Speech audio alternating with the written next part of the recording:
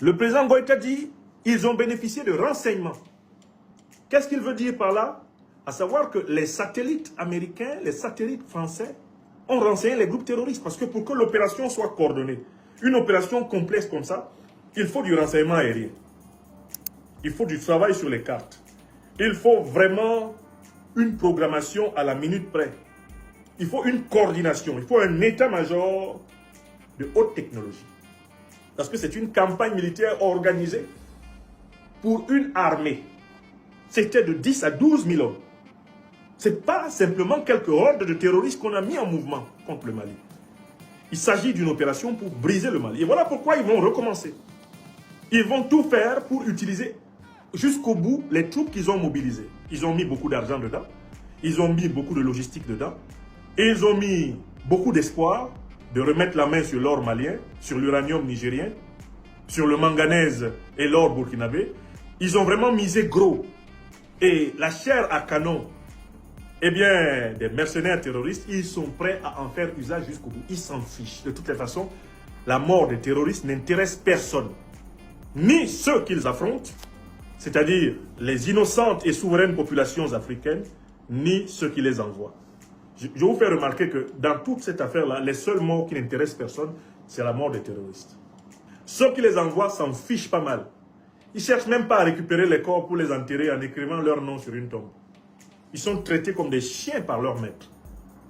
Et comme ils viennent se comporter moins que des chiens contre les êtres humains, eh bien, la réplique est à la hauteur de leur barbarie. Mais je vous fais remarquer que les terroristes sont les seuls dont la mort ne compte pour personne. Ni pour ceux qui les envoient, qui se contentent de dire « vous en avez pour votre... vous faites des crimes, on vous paye ». Ni pour ceux qu'ils viennent d'affronter, qui les considèrent tout naturellement comme des traîtres à la patrie africaine. Donc, les moyens de renseignement, ça renvoie pas simplement aux renseignements sur le terrain. Les moyens logistiques, je les ai décrits du mieux que je pouvais. Le renseignement, les moyens internes, c'est donc l'opposition instrumentalisée par Paris. Les moyens internes, ce sont une ribambelle de chefs religieux radicalisés et qui sont chargés de tenter de semer la pagaille sous couvert d'enseignement religieux à l'intérieur du pays. C'est aussi, bien sûr, des individus stipendiés dans la société civile qui se glissent même dans certains médias et qui utilisent les réseaux sociaux pour semer la zizanie à l'intérieur du Mali. Voilà la 25e colonne. Voilà la 25e colonne. Voilà la colonne de la 25e reconstituée. Enfin, ces ennemis internes, ce sont des complicités à l'intérieur de l'appareil de défense et de sécurité. Car il n'a échappé à personne que une partie des opérations que le Mali vient de subir n'aurait jamais pu atteindre les petits et quelques objectifs qui ont été atteints sans des faiblesses internes. Et ces faiblesses internes viennent du fait que, comme on l'a vu depuis le coup d'État qui a été essayé au mois d'août, il y a des brebis galeuses qui traînent dans les chaînes de commandement, qui ne font pas correctement leur travail. Et c'est de ça que nous parle le président Assimi Goïta. Il nous dit, les traîtres, ils ne sont pas que dehors, ils sont dedans. Le traître est à côté. Quand je regarde le storytelling, par exemple, qui tourne autour des conditions dans lesquelles la voiture piégée a pu aller frapper les murs de la maison du général Sadio Kamara, on sait qu'il fallait forcément des gens qui revendiquent une proximité avec lui pour que tous ces barrages-là soient franchis. Ce qui nous renvoie ici à ce que le président Goïta a appelé la nécessité de consolider, de renforcer le dispositif. Quand il dit consolider, renforcer le dispositif, c'est parce qu'il reconnaît qu'il y a eu des failles, il y a eu des faiblesses. Parce qu'on n'aurait pas pu tuer le général de corps d'armée Sadio Kamara s'il n'y avait pas eu des failles et des faiblesses. Et si nous ne le reconnaissons pas, nous nous condamnons à nous exposer à ce que ça recommence. Donc le président Assimi Goïta, dans son allocution, procède même à une autocritique. Pourquoi cette attaque est-elle extrêmement grave? Il y a 3 raisons. Le président Goïta nous les donne. C'est une attaque extrêmement grave parce qu'elle est complexe. C'est une attaque extrêmement grave parce qu'elle est coordonnée. C'est une attaque extrêmement grave parce qu'elle est simultanée. Chacun de ces mots est un gisement de connaissances pour ceux qui ont l'oreille politique, géostratégique et géopolitique. Commençons par complexe. Par complexe, le président Goïta veut signaler que c'est une attaque qui a été faite avec des moyens variés et modernes. C'est une attaque qui a été faite avec de la haute technologie. La complexité de l'attaque indique que ce n'est pas une attaque de simples groupes de bandits, de voyous, ramassés à tous les carrefours et amenés dans une aventure quelconque. Non, c'est une attaque complexe. La notion de complexité renvoie ici à la nature des moyens utilisés. L'attaque a été menée par des groupes terroristes qui détenaient des moyens de transport classiques, ce qu'on peut trouver dans une armée classique. Ils n'avaient pas que les traditionnels motos qu'on leur connaît. Ils avaient des véhicules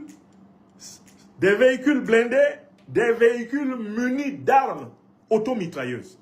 Ils sont venus avec des drones, c'est-à-dire avec des moyens d'attaque aérienne.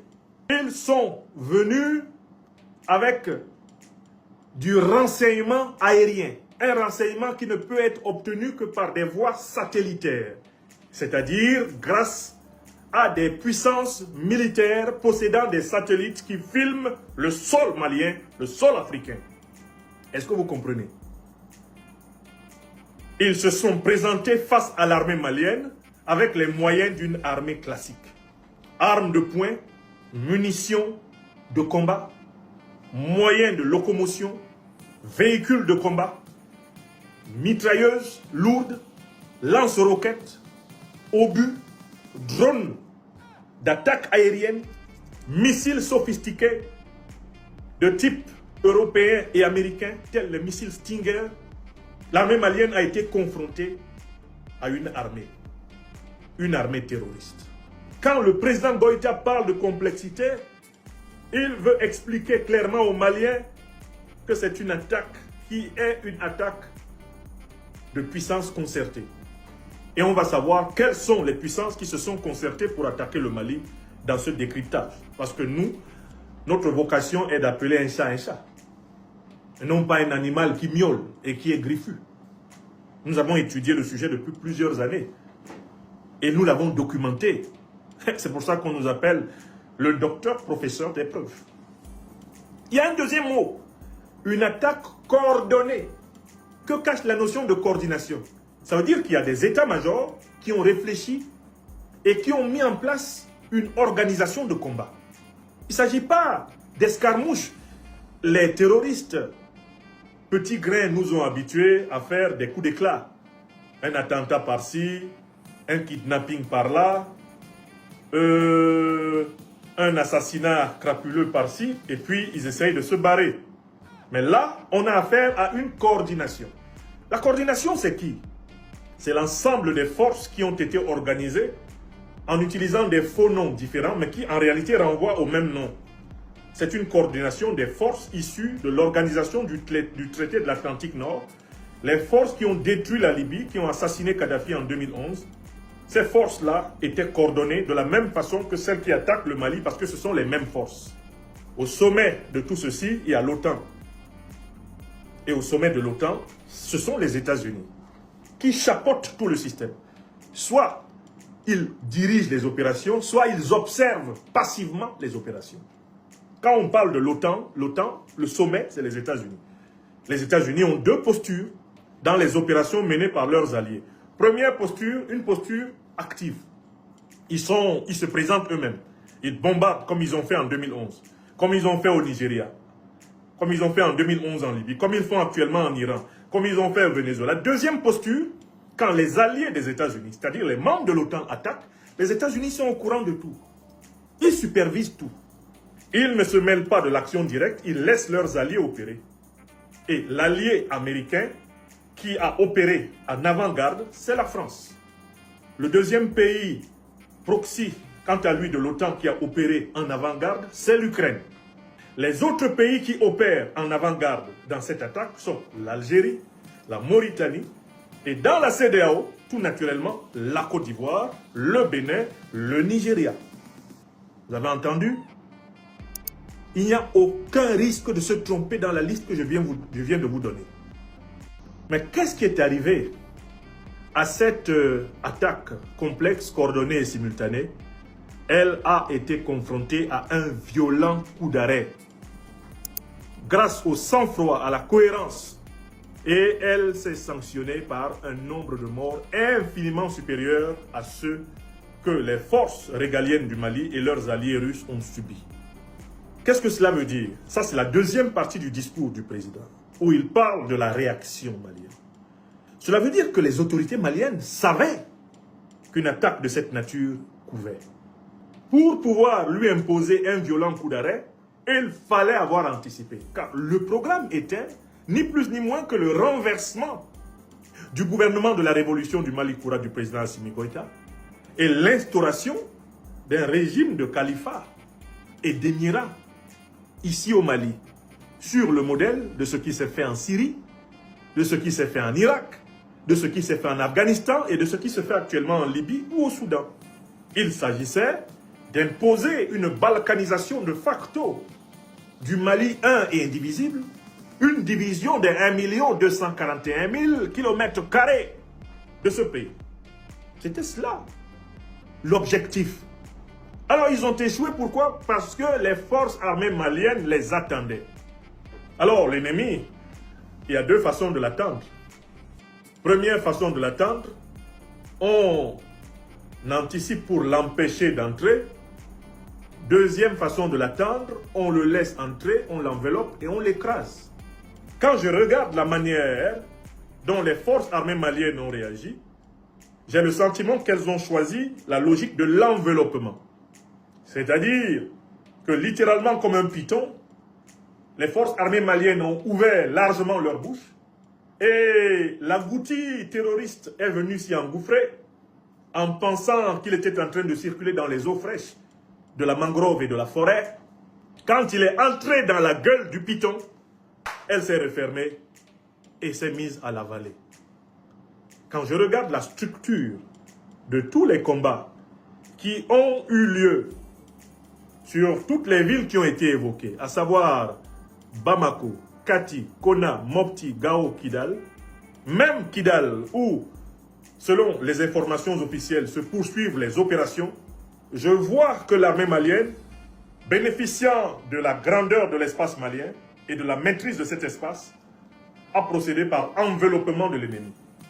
Quand on voit les premières images de l'entrée des forces ennemies dans les localités maliennes, on a l'impression qu'il n'y avait pas d'armée malienne au moment où ces gens entraient. Et je pense qu'ils ont eux-mêmes été bercés par l'illusion qu'il n'y avait pas d'armée malienne. Mais aujourd'hui, quel est le constat de tous ceux qui observent la suite des opérations? C'est que tous ceux qui sont entrés, pour l'essentiel, ne sont pas ressortis. Tu rentres, mais tu ne sors plus. Quand tu rentres, tu ne ressors que sous deux formes, prisonnier ou neutralisé. L'armée malienne a d'autant plus procédé de cette façon qu'elle a le bénéfice du soutien de la population. La population étant en confiance avec les femmes et en soutien des femmes, n'a pas hésité à constituer littéralement des comités d'autodéfense spontanée pour liquider l'ennemi. Donc, c'est la stratégie du serpent boa qui a littéralement englouti, avalé et écrasé les colonnes terroristes le 25 avril. Sur les premiers moments, les Maliennes et les Maliens qui, avec leur téléphone portable, ont vu entrer ces gens, se demandaient s'ils n'étaient pas dans un rêve, s'ils n'étaient pas en train de regarder un film américain. Mais ce n'était pas un film américain. La défense malienne, par la méthode de la contre-offensive enveloppante, la contre-offensive encerclante, a alors procédé à une razzia pas possible dans les rangs des assaillants. Quelques heures plus tard, allongés au sol, ce sont des centaines et des milliers d'hommes mobilisés depuis le Darfour, recrutés dans tout le lumpen prolétariat criminel et mercenaire sur la bande sahélienne. Ce sont des centaines de ces hommes qui étaient allongés au sol. C'est ce que le président Assimi Goïta appelle un violent coup d'arrêt. Et il dit que l'armée malienne a fait preuve de sang-froid, de cohérence. C'est ce qui explique le nombre important de morts dans les rangs de l'ennemi. On voit même ces dernières heures que le repli tactique de l'armée malienne sur la zone de Kidal a coûté très cher à ceux qui sont entrés dans Kidal. En entrant dans Kidal, Ils n'ont pas compris qu'ils étaient entrés dans la gueule du boa, dans la bouche du boa. Abonnez-vous, partagez, likez et donnez vos avis en commentaire.